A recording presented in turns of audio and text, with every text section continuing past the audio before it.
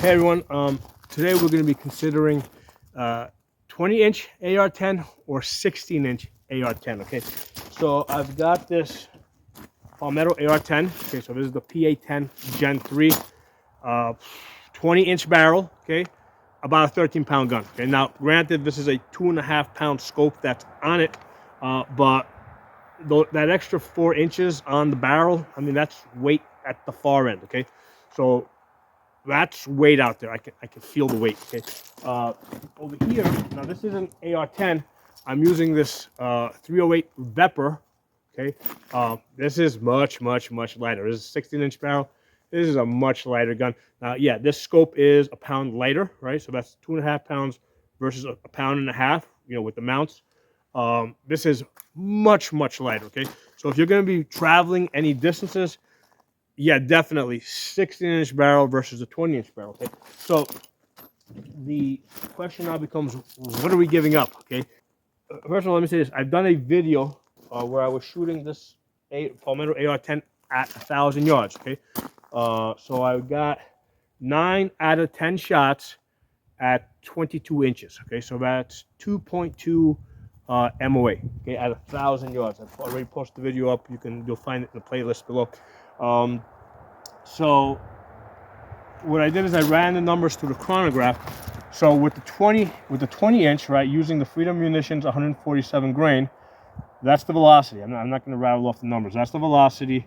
That's the muzzle energy, right? Right. That's 20 inches. Over here, same ammunition in the 16 inch, right? That's in that Vepr over there. So with the 16 inches, that's the velocity, right? So 2782 versus 2675. There's your muzzle energy all right, 2527 versus 2336. All right, so it's like, okay, either at the muzzle, either one of those will probably do about the same, okay? So the question now becomes, at 500 yards, okay, what does this mean at 500 yards? So at 500 yards, and again, now there's a calculated number, right, based off of those velocities. At 500 yards, the 20-inch barrel is going to have an energy of 996, okay? The 16-inch barrel with the same ammunition, right, is going to have an energy of 903, okay? So we're talking about an energy difference of 95 foot-pounds, which is about the difference of a 22 long rifle, like out of a pistol, okay? So that's the difference of 20 inches versus 16 inches with the same ammunition, 147 grain Freedom Munitions, at 500 yards.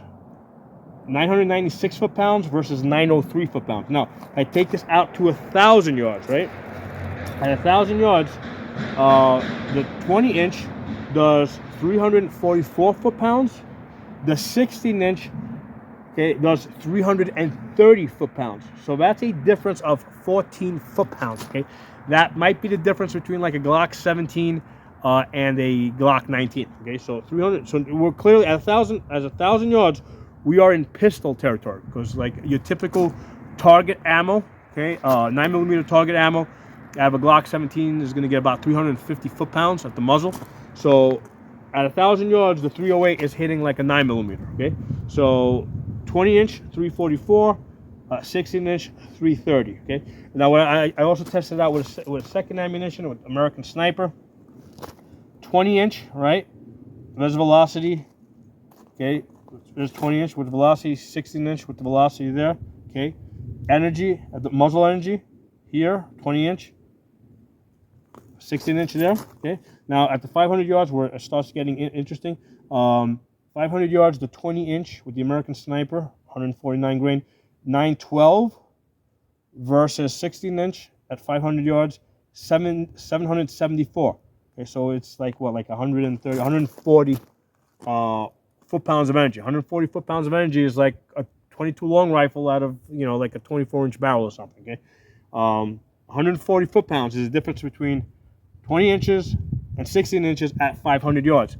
At 1,000 yards, 334 on the 20-inch versus 306 on the 16-inch. Okay, so we got like a difference here of like what, 30 foot-pounds.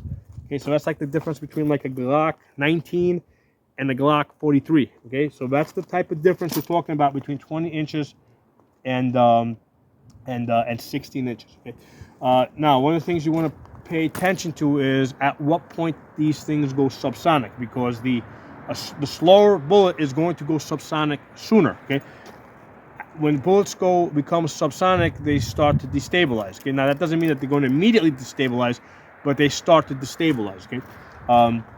So with the one that I've actually shot with this Freedom munition out of the 20-inch barrel, I actually had that out to 1,000 yards, right, where I got the 9 out of 10 shots at 22 inches, 2.2 MOA.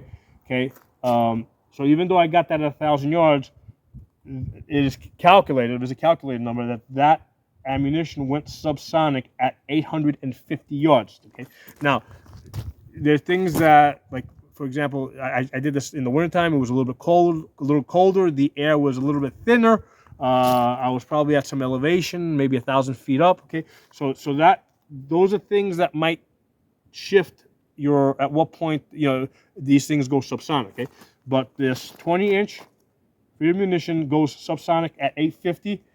The same ammunition in the 16-inch goes subsonic at 800 yards. Okay, so we're losing 50 yards. Okay, so in the 16-inch, we're going to go subsonic 50 yards sooner. Okay, with the American Sniper, in the 20-inch, we go subsonic at 800.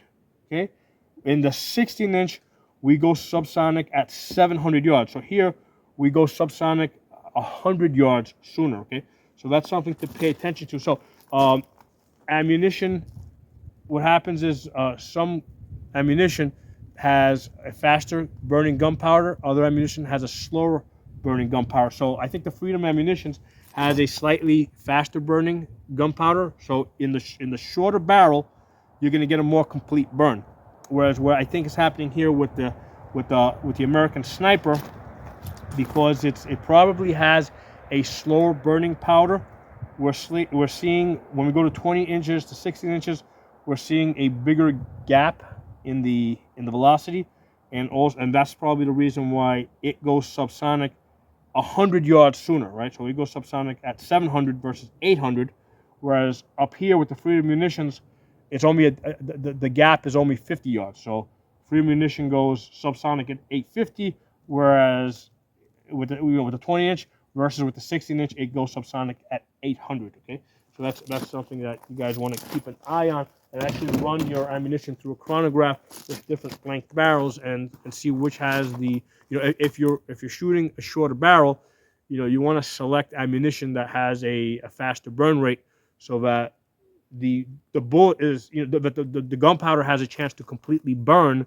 before the bullet leaves the barrel. Okay, so this is the Vepr 308.